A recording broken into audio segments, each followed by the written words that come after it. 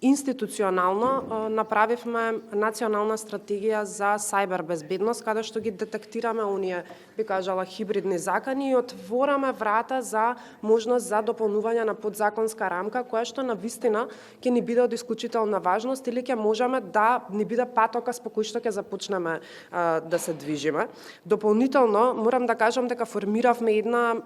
би ја нарекла, неформална работна група со представници од навистина исклучително важни институции, кои што започна да ја работат оваа тема, односно странското мешање и манипулацијата со информации, и клучното што ни беше тука е да видиме колку институциите во Македонија навистина знаат што значи оваа тема. Дали ја правиме онаа разлика помеѓу дезинформација и лажна вест, или дали навистина знаеме што значи овој, би кажала, нов феномен на кој што мораме сериозно да одговориме. И сега, од кога